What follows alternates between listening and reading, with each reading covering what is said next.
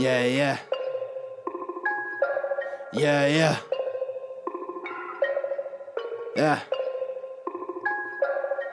Look, Wrestling 101, classes in session. Pay attention to the teachings, that's from Andrew and Derek. I mean, these guys making a killing with no competition. Dynamic duo better than the Hardy Boys and the Dudley Boys. Everybody make some noise, mess with them, you get destroyed. They cannot be beat, take a seat. Watch them do their thing on the MIC. Face defeat, they cannot be seen like JC.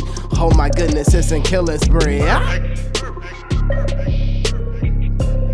This is the one above all, Anthony Gangone, and you're listening to Wrestling IQ 101. Hey everyone, this is Andrew from Wrestling IQ 101.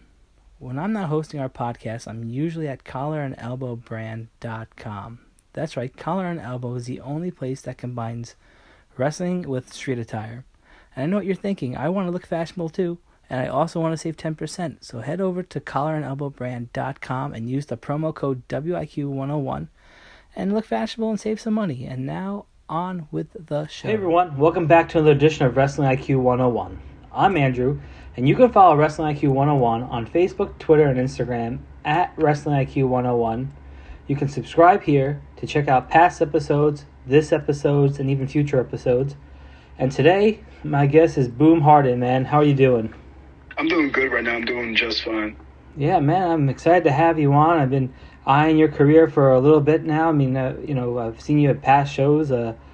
One of the hardest working guys, I have to say, even if you're not advertised that night for a match. I mean, it's incredible the things I've seen you do. Thank you. That's something I really pride myself on. Just something that I take from my family life. You know, like everybody in my family, like we work really hard to get what we need, like food, clothes, and just like overall being happy. And also, when I came into wrestling business, I was told if you want something, you gotta work as hard as possible. So like when I heard those words, I took it really to heart. So I just tried to apply that my entire career, I guess. Yeah, I mean you've done everything, right? You set up the ring. You've done like, you've been in the corner of KC like a manager / wrestler. I mean, you've done like almost everything you can do as a rookie to really get yourself to this point. Yeah, if you want to go on a list of everything I think I've done in wrestling, I think I've been a gear runner. I've, of course, been a wrestler. I've been a DJ a few times playing people's music. I've been a referee. Yeah. It's been security. I think the only thing I haven't done really is being a ring announcer. Wow. So you've really done it all. You've even been a fan and into the ring. I remember watching you being plucked from the crowd to be Maria Manick's partner. That was crazy. Oh my goodness, yeah, that it's funny you mention that because that's actually a whole other anecdote about my championship history in wrestling. So because at least like I think this way because I'm funny like that. I believe that because Maria Manick was defending the WSU Tag Team Championships during that match, that technically speaking, I still remain undefeated as one half of the WSU Tag Team Champions. Yeah. And unrecognized though, but yeah, unrecognized. I mean, you were filling in that night for Penelope Ford, right? Yeah, so, that was a fun night. That was like really good times. I think she, you guys. I mean, you're pretty good fill-in for her, I guess. I mean, you guys have some similarities, right? You both wear pink sometimes. Yeah, both. Yeah, I think that's where it ends, right? Good in the sports bra. We're not gonna talk about that right now. Oh my god! Well, I think that's where it ends. They've been both very great competitors in your own rights. But here we are. And it's crazy because for as long as you've been wrestling and doing these things, in 2021, UWA recognized you as a newcomer to their company, and you even got Best Finisher. That must make you feel pretty good that not only are you winning those awards, you won Top Prospect. I mean, those are pretty exciting things to get.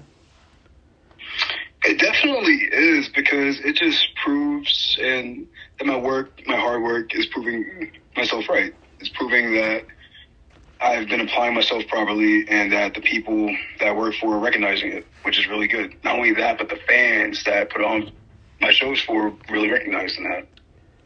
So I'm very appreciative of the opportunities I've gotten and being recognized for them. Yeah, and I find it really interesting what you're doing right now. You know, you're taking on your former teacher, preacher, and you guys have had quite the rivalry. It's been pretty impressive. Thank you. With the rivalry between me and Preacher, it does come down to hard. Preacher, recently he's taking on a very poor attitude as far as I think the younger wrestlers just like maybe like one-upping him. And it's shown a really negative side to him that is not the man I know, not the man that taught me how to wrestle, not the man that I honestly look up to as a father figure. Yeah.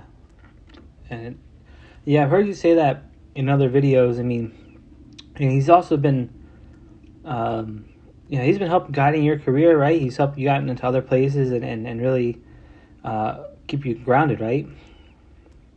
Absolutely. I'd have to say that a good 10 to 20% of the opportunities I've gotten in wrestling are because of Preacher Phase James, and I'm very appreciative of that. However, come May 21st, which will air prior to the airing this episode, I seek to beat this man in the best 2 out of 3 falls match. Now, where do you go from there? If you can't beat Preacher, where do you go from there? Do you go back to the drawing board and say, what do I do next? Do you let this just rest? I mean, what do you do? Well, Preacher, he taught me everything that I know. Well, not everything I know, but a good portion of what I know. Yeah. And he taught me that in every loss, you learn something. My modus operandi is to prove that I have become the master. I'm not the student anymore. It's true that I'm always learning. However, I do believe that it's time that I master my craft.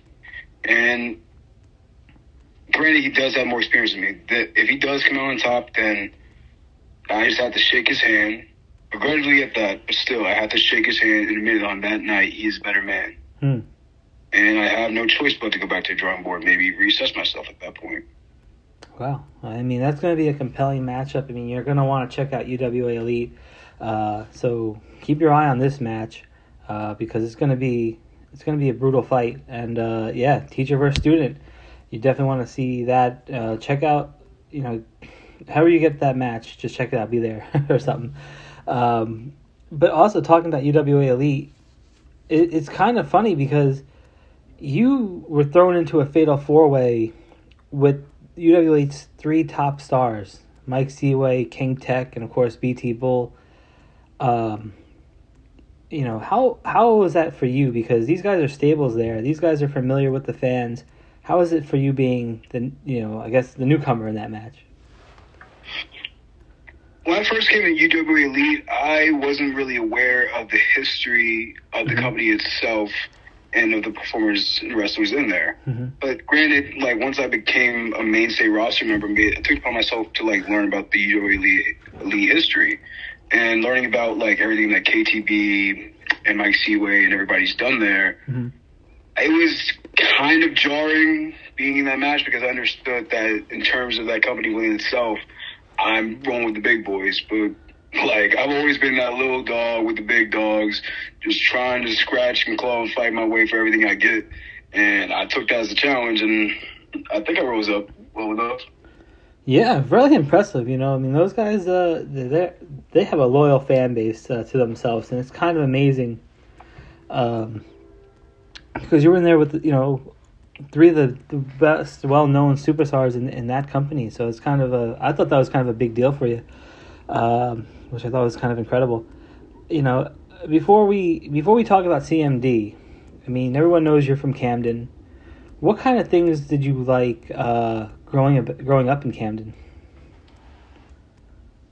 Honestly, when I was a kid, I didn't know anything about the reputation that Camden had as being a dirty, broken down, crime-ridden place. All I knew was happiness because I grew up in the housing projects. And when I tell you my entire family lived in this housing project, I mean my entire family lived in this housing projects. Like, me, my parents, my siblings, we all lived in one place. Next door, we had neighbors that were really close to. Downstairs, we had some cousins down there. Right across the street, cousins. I had a great aunt that lived right down in the row home from us. Right around the corner, my grandmother, my uncle, my grandfather, my aunt, we all lived there. I have another aunt and uncle and another cousin live right there. Down the block from me, my aunt lived. So it's like, my entire family was there, so like I always felt loved. I always felt safe. But it was, as I got older, I started to notice like certain things about the area, like certain just like bad stuff happening. Like, it wasn't until I left Camden for about 3 years. I went to high school and lost her for 3 years. Like, my family moved out there for like a little bit before moving back. That like I really understood like how the world perceives where I come from as this negative place. And it was just very jarring and eye-opening to see how the place I call home is perceived.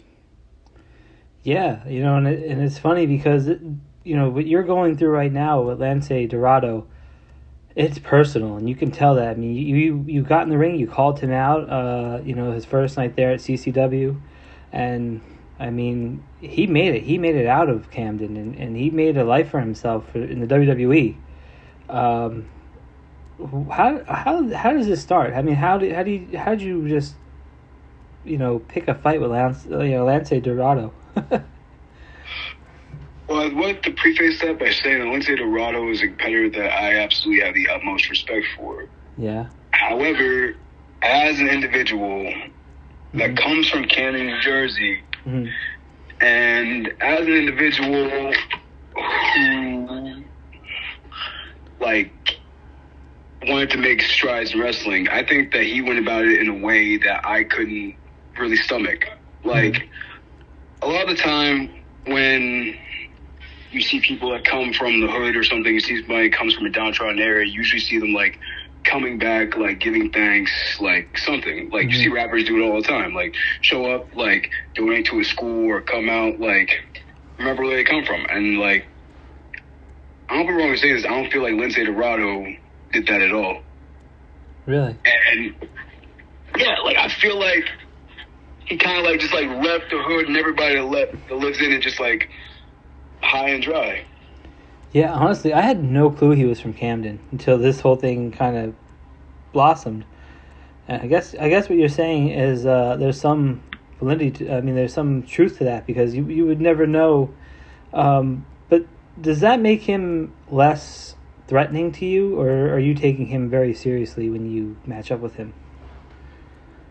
It doesn't make him less threatening to me one bit, because Lince Dorado is well-renowned, and little do people know that he is well-equipped in Brazilian Jiu-Jitsu. Like, he's a Brazilian Jiu-Jitsu champion, actually. So I do not think that he's less threatening. I do, however, think that he's lost that edge, because when you come from Camden, New Jersey, you tend to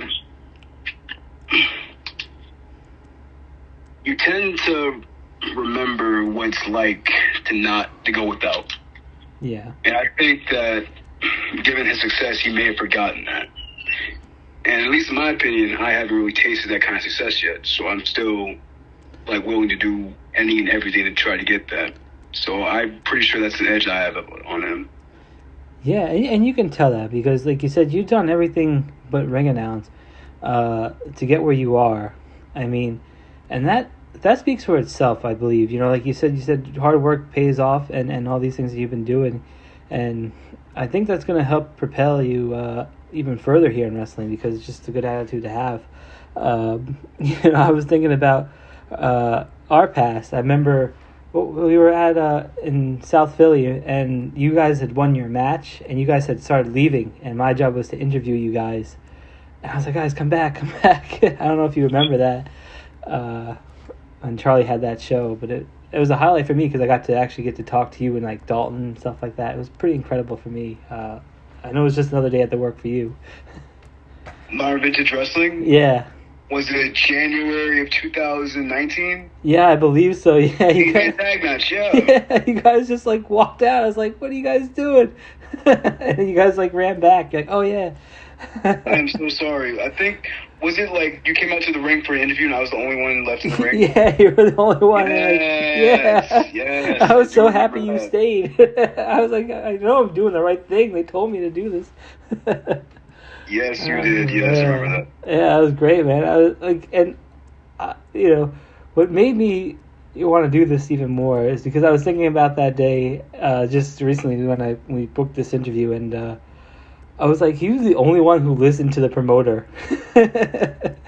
You know, the other guys, like, they won and they like ran off, and they're like, then they came back, and I was like, this guy is like, he's listening, he's going with the, you know, the flow of the things. And I was so grateful that I got to share the ring with you and you know, a couple of the other competitors, and you know, thank you for that. I don't know if I ever got to thank you that night for that, but and for the things that you did in that match, because you're always risking life and limb every time you'd get in there.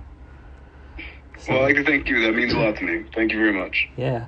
And, you know, and it's crazy because, you know, I look at some of these matches that you have, and you pair up with so many different people so well, you know, against Tony Cheney, you know, Griffin McCoy, you know, Stan Styles. I mean, who would think, you know, you would match up with Stan Styles? I mean, you got the shake weight. Jeff Cannonball, you were even bleeding in that match. And even some of the lady wrestlers, you know, and like Jerica, Lucas Finnegan. I mean, the list goes on and on about the people you've been in this ring with, and you know, Flash Carter, Charlie Tiger. I'm just naming a couple off the top of my head. Matt Vertigo, that you are also going to be facing in a few weeks. So yeah, you really like. How's it getting into these rings with some of these competitors? Because some of them, you know, that like Jeff, he left you bleeding. Yeah. Yes, he did.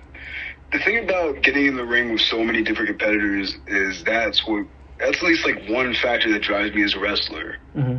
Because as a professional wrestler, my biggest fear is being bottled up to one category, one genre, or one aspect of wrestling. I never really want to be considered a technical wizard. I never really want to be considered a high flyer. I don't want to be considered a brawler. I don't want to be considered a hardcore guy. I don't want to be considered a comedy guy. Yeah. I want to be considered a professional wrestler that can do any job that is asked of him.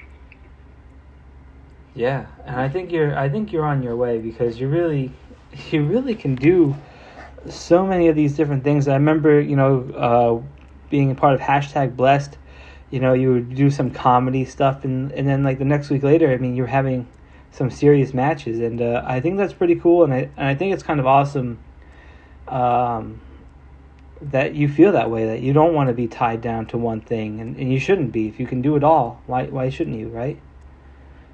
I completely agree, but I think that a lot of people in the profession, they get too bogged down to like what works for them without like really expanding their horizons. I think they're doing themselves a great disservice. Mm-hmm. Yeah, it sounds like you're onto something there. You know, outside of the ring, what are some of the things that you like to do when you're not wrestling? It always fluctuates. Like, I was always one of those people where, like, as a kid, and even now, like, if there's like a topic or something, like, be it comic books, movies, books, music, sports, like, if there's like a factor, like a topic in that thing, I'll like hop on it for like about a good 2-3 weeks, maybe a month, and then switch something else, and then cycle back to that thing later on. Like, right now, I'm like on a big kick of like basketball, NBA, so I'm really big on basketball right now, because we're in the playoffs right now. But also baseball, because like baseball isn't picking up. And also, I'm a major comic book nerd. Like, I love comic books. I love nerd culture. So that's always something that's like a major part of me. So what are some of your favorite comics? Ultimate Spider-Man, definitely. All right. Definitely Dark Knight Returns. The Runaways, the first volume of The Runaways is really important to me. Like, I love The Runaways. Wow, that's awesome, man. That's pretty cool. And you mentioned basketball and baseball. You have a favorite team? Yes. My favorite basketball team are the Chicago Bulls, especially the D. Rose era Bulls. That was my favorite. Wow. You're gonna kill me, but I'm a LeBron bandwagon guy. At least you admit that. Yeah. Mentioning that, okay, so my favorite baseball team, the Philadelphia Phillies. Hope we make a good division winner this year. Even if we don't win the division with the Mets, I do hope we at least get that extra wild card spot this year. Yeah, because I'm a huge Mets fan. You're a huge Mets fan? Yeah, I'm a huge Mets fan. Well, we're on our way. I mean, the Mets have looked really impressive this year. Too impressive. Yeah. And I'm rooting for the bottom to fall out. Well, that's gotta happen. I think you and a lot of people are, but somehow this Met team, they're pulling off Yankee-esque wins. I don't know if you noticed. I mean, it's kind of crazy. Yeah, they're just rattling off. Yeah. It's very 86 to me right now. Yeah, I was talking to my friend, and I was like, for me, I've been a lifelong Met fan. I've never seen the Mets win the championship in my lifetime. And I was like, my whole life, I always liked the underdog mentality that we can do it, with just some hard work and good ball. But I don't mind Stephen Cohen buying me a World Series at this point in my life.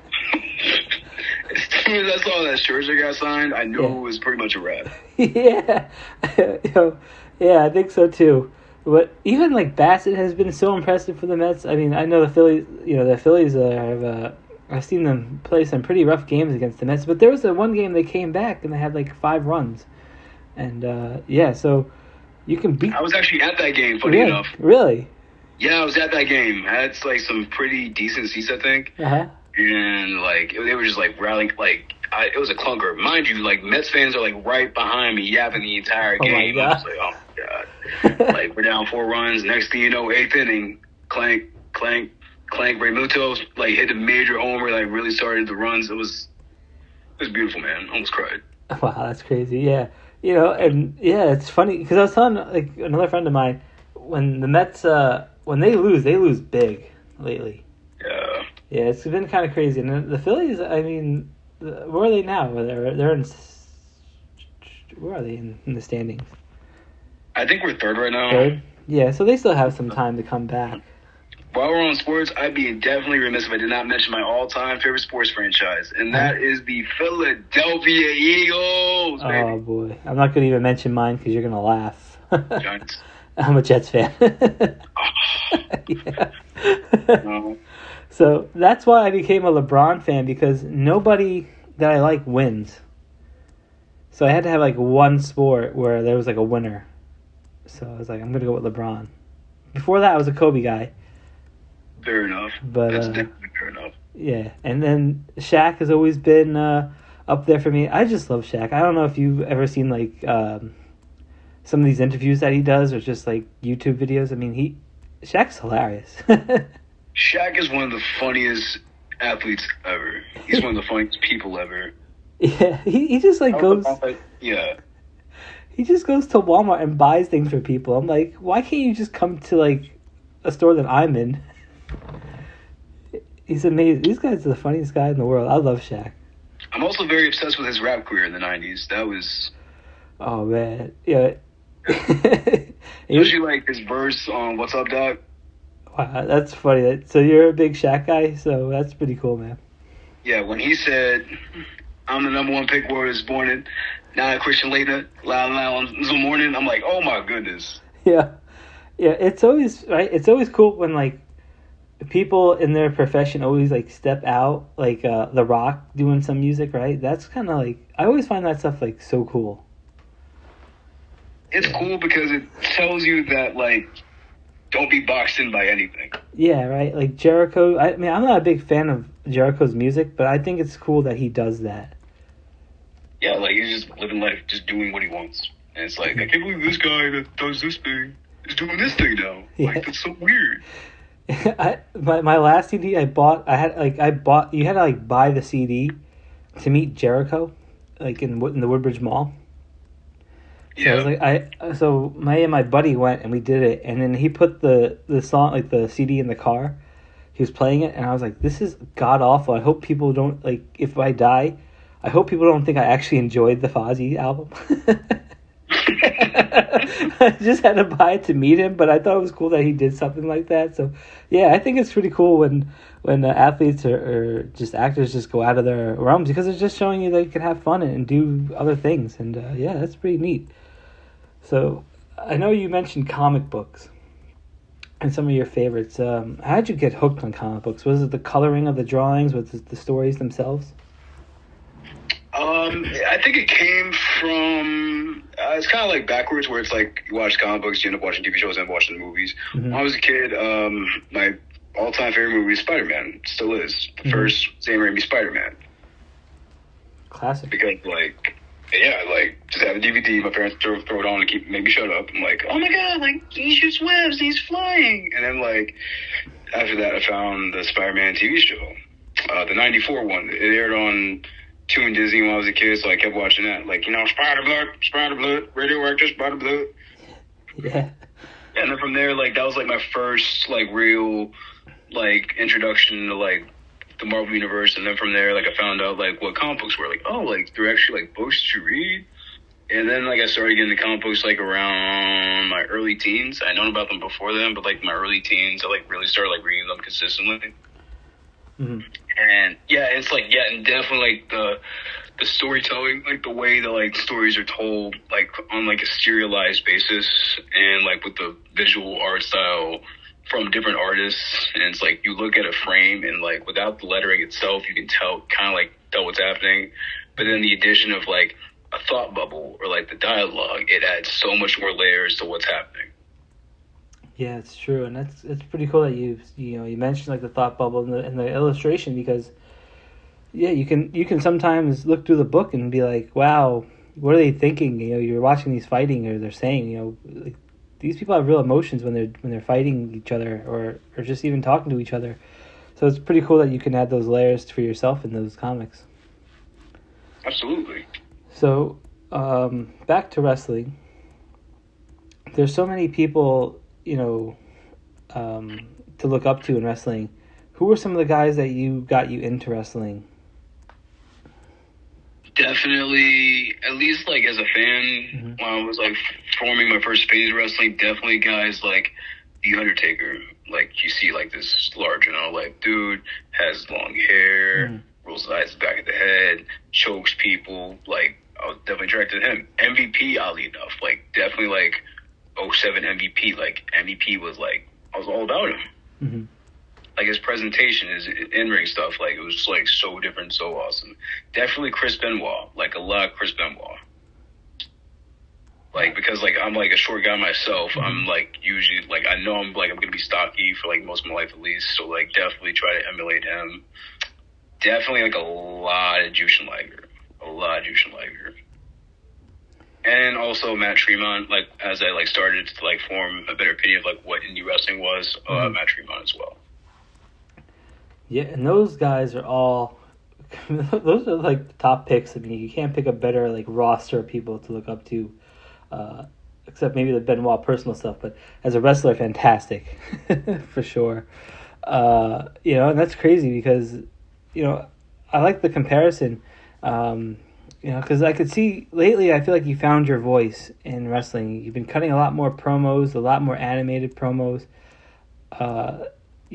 Does that help you get more into the match doing those promos? It definitely does, because I believe that like there's meat in everything. Like you need to like be invested in everything that you're doing. Yeah. Because if you're not invested in everything that you're doing, then how is the people that are paying the ticket gonna be invested in what you're doing? Sure. You need to be like absolutely engaged in what you're doing. You need to make sure you go out of your way to get other people engaged. So whatever match you have, you need to go the extra mile and just talk about it. Talk about what you're feeling. Talk about what you're thinking. Talk about what you intend to do on that particular date.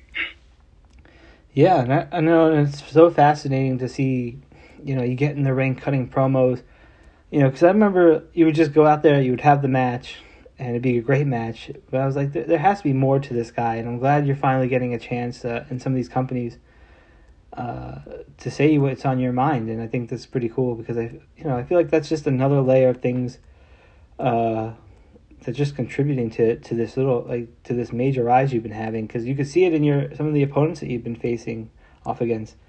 And, CMD, can you tell people what that stands for? CMD, generally speaking, it stands for Camden. However, it can stand for cause of mass destruction. It can stand for country's most dangerous. It can stand for a couple of Mac Daddies, cause of mad dough. Yeah, and that's what I love about you guys, you teaming with Deshaun Pratt, because I feel like you guys just gel so well. I feel like this was a team destined to happen, because it just how incredible you both have been lately. Definitely. I do believe that this team was destined to happen. My first interaction with Deshaun was at a show. I asked him to watch my match, see what I can improve on. Mm-hmm. And, I also let him know, where I was from, because I knew he was from Camden as well. Mm-hmm. And that night he said that I made Camden proud. I put on for the city. And that meant a lot to me. Mm-hmm. And then a little more time down the line, we ended up just, meeting up. He became one of the trainers at the CZW dojo over in Blackwood. And we decided to form a team. He saw that I had lost a match and I was very downtrodden on myself. Mm-hmm. And he took me under his wing. He taught me he reinforced certain aspects of myself that I always forget. That good things will come if you work, but also remember where you come from. And from there, I think that we're on the verge of having one of those great tag team runs, at least on the independent scene, and hopefully more. Yeah, you guys have a huge match coming up with Taboo Crew. It's been pretty impressive, you guys teaming up together. I love seeing you guys team up. I know you. I think, for me personally, I think it's pretty incredible that you can do tag team and singles and do it so well. And I think it's pretty awesome that just Deshaun Pratt can do the same thing too. And then somehow it just becomes even better sometimes. When you guys team up, I don't know. It's just two great things in one match. I just feel like it's just fantastic. I always ask people this. What do you like to do after the show? Do you have a place that you like to go? Is it Wawa or Sheetz or something like that? Definitely Wawa. That's always the go-to, especially in the Northeast. Definitely Wawa. Mm-hmm.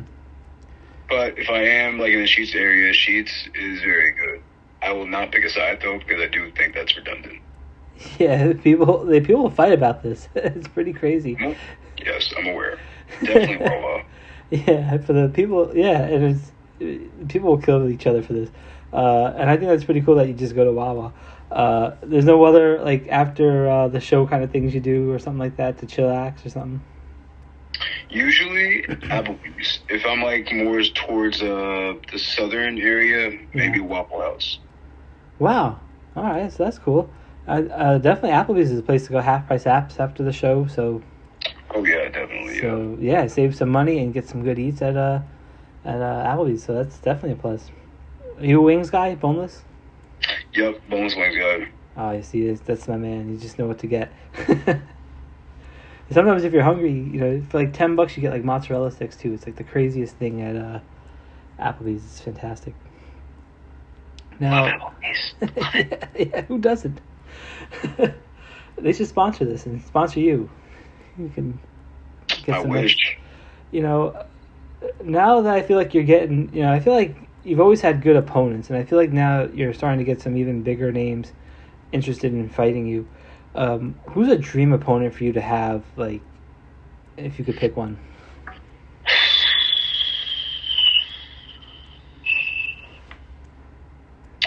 I think Davey Richards. Really? Definitely Davey Richards, yeah. Wow. I could see that. Yeah, I could see that really. I could see you matching up with him because he's almost like your height, right? Yeah, definitely. And from a personal perspective, I want to say there's a time period where I was very much into watching Impact, around 2014, 2015 time period. And the matches that he and Eddie Edwards would have as the American Wolves were very, very, very influential to me as a wrestler, especially the series of matches that they had against the Dirty Heels. Yeah. To me, that stuff is very underrated and just very much overlooked. But I was always a Davey Richards guy from that period. Wow, that's pretty cool. And I like that you picked him. Yeah, I was thinking John Moxley. I remember when you had the camo pants on. Yeah. And I was like, man. I have great admiration for Mox, but he's not particularly somebody that I see as a dream opponent.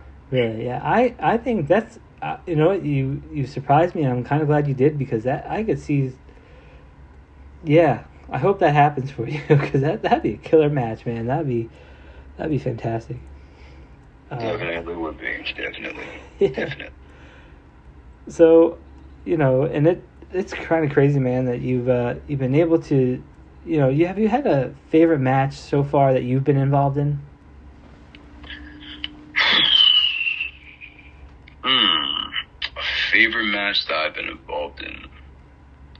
Probably the match that I have with Lucky 13 back in October for Renaissance of Tradition for CZW. Yeah, that's a great match. I mean, yeah. I can't believe I forgot to actually say Lucky 13, because we were going through some of the list of opponents. I mean, even Jared Evans you had a killer match with, Debbie Kane. There's so many people, and again, I don't want to sound redundant, but you match up so well with so many different people. It's kind of intriguing that you can, just switch from being, somebody who can be a killer to some comedy relief and just everywhere in between, and that speaks the volumes to the person that you are, I feel. I think it all just comes down to passion. Like, mm-hmm. There's, as long I'm very passionate about wrestling, mm-hmm. and I can, play to, whatever extreme that passion may fall into. Sure. Yeah, and I think that's really, really awesome that you can do that. And passion is a good word. And, speaking about passion, I saw a picture of you, and it said underneath, your childhood picture, it says, your dream is to be WWE champion. Is that still the goal? Absolutely. Mm-hmm. Absolutely. I think a big reason about why I continue to wrestle, no matter, how much money you lose just getting from show to show, mm-hmm. about, how many injuries you pile up, is pleasing that inner kid within you. Mm-hmm. There are a ton of people who, they're little, they have a dream. They have, some dumb, unachievable dream, and then they just give up on it. Mm-hmm. I live for proving my dream is not dumb. I live for trying to make that little kid in me proud. I live for proving that I can be probably one of the best wrestlers in the world. Yeah, and Boom, I feel like you're really on your way, man, because you sound like a well-rounded person. You sound like you understand the wrestling game pretty well, and you're taking all the advice, and you can see it. The vignettes you've been putting out, the matches you've been having, man, I just have to say, stellar work. And, I look forward to seeing you on the bill, whether it's at Titan, CCW, UWA Elite, and wherever you may be. I always look forward to seeing that, because I guess the best word of saying is consistent. You've been consistently stellar as a performer and as a wrestler and an athlete. So I have to give you tons of props, man.